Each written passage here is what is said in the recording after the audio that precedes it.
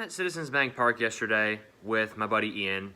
We're enjoying a good pitcher's duel, as two baseball fans would. And Kyle Schwarber, he's just going to forget how to catch the baseball. That was that. Phillies ended up losing the game after that, and I understand they were down 1-0 at the point that baseball was hit, but they did get the ghost runner in the bottom of the inning. And they very likely could have, even if the game was still 1-0. I know there's a little more pressure there. Point being, his defense has obviously not been great for a number of years. This is nothing new, but it cost us in a huge way yesterday, and it has this entire season. Let's take a look at some of the metrics from this season. He's last among qualified outfielders in outs above average at -12 or -12. The next closest outfielder is Jurickson Profar at -8. He's last among any fielders regardless of position, so not just outfielders.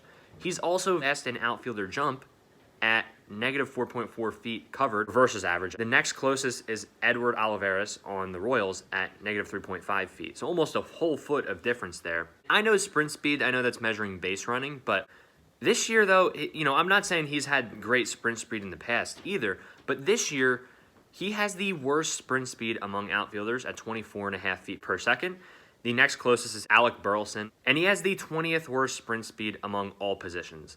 His sprint speed his entire career has been closer to 26 to 27 feet per second, and that is a little bit of a difference there, so it's not great, but it's at least not the worst of the worst. I'm not really sure what's going on with him there. Just thought I would mention that, throw that out there in case maybe he is a little bit injured. I'm not making that excuse for him. He's got to catch that baseball either way. Like I said, this is not new.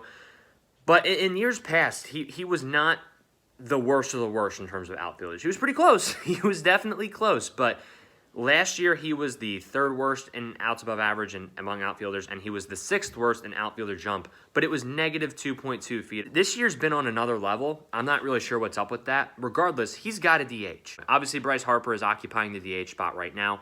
When he moves to first base, hopefully around All-Star break sometime, maybe before or after, probably after, Schwarber's got to go to the DH spot. And at least for the time being, you probably got to put Pache or Clemens out there.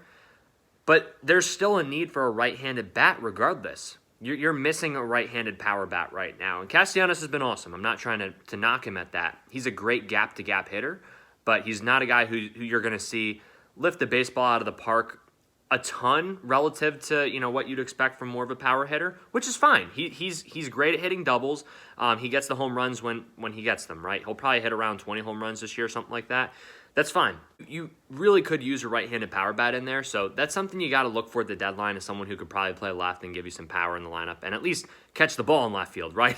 That's what you're looking for right now. Hopefully the Phillies are able to address that hole down the road, but because it's gotten really bad. Kyle Schwarber, obviously he hits nukes, but when he's not hitting nukes and he has a little bit of a rough offensive day, and then that happens, man, that's disappointing. Junior Marte did give up some hard-hit baseballs in that inning, but that was not one of them. It was hit around 81 miles an hour. He just missed it. He just made a mistake. Marte, look, I know he did give up the 5 runs in that inning, which I believe ended up being ruled unearned. Thankfully, it was ruled an error. It should have been. Like Rob Thompson said, Junior Marte did what he was asked to do.